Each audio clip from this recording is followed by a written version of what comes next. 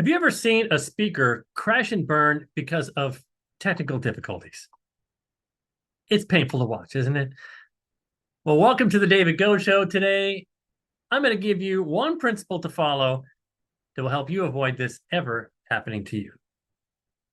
I was just speaking 2 days ago at a conference up in Santa Rosa, beautiful facility, and I was the lunchtime speaker. I go on at 12 noon. But I got there at 7:30 a.m. Nobody else in the room, but the audio guy still putting the finishing touches on the system. Went up to introduce myself. Hey, Sean, how you doing? I'll be speaking at lunch. I've got slides. I'm recording with my own camera. I've got my own clicker. Is it okay if I run through things? Like, sure, no problem. Wired me up with the lavalier. I walked around on stage. He tested the volume, made sure everything was fine. I walked out into the audience area next to all the speakers just to make sure there was no hum or feedback. Plugged in my laptop, HDMI cable, get out my clicker, plugged it in, make sure, forward, advance the slides. Everything's working great. He taped down all the cables for me. Then I set up my own phone on a tripod that I have with a wireless lavalier mic. One goes into the phone, one's up here on my lapel. I went up on the stage, practiced a few lines, recorded it on my phone, came back, unplugged it from my phone, played back the recording to make sure the audio was there, and then I relaxed. I'm ready for what happens at noon. Well, as the conference began around 9 o'clock and people were pouring in, sitting at the tables, I decided to stay in the room and listen to the other speakers. That way I can hear if they say something that resonates or might fit into my talk a little bit later. So I'm listening carefully as one of the participants and also checking out the audio and the slides, making sure I could read. And I actually made adjustments to my own slides because some of my fonts were a little small for the size of that room, and I enlarged them. Well, when the speaker came up just before me at 11 a.m., I could tell she just rushed in the door from the road, taking her coat off, running up to the stage.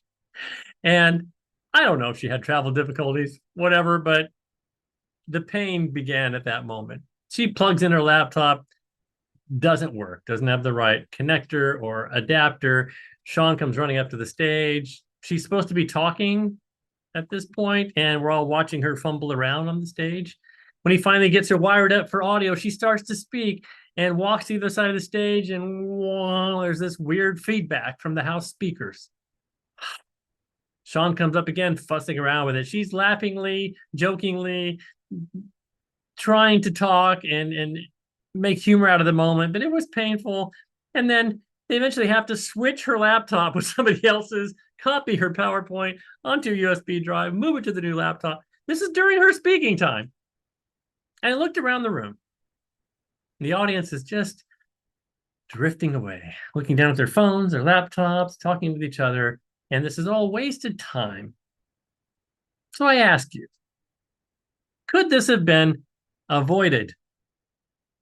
Well, the principle that I recommend you follow, if you're ever speaking in any venue, conference, panel, even if it's a remote hybrid meeting, get there early enough to test everything. Everything. Don't assume that the professional audiovisual company has their act together and that they have every possible thing that you might forget.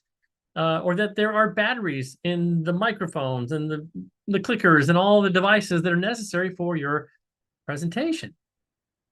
In fact, if I can ever even get there the night before a presentation, I'd rather go in the big, dark, empty room, walk around on stage, visualize my success, knowing that all the devices and technology are solid. So, do you want the pain or the pleasure of having a successful speaking engagement where the technology is invisible because you put in the time and effort to make sure that it was okay before you began?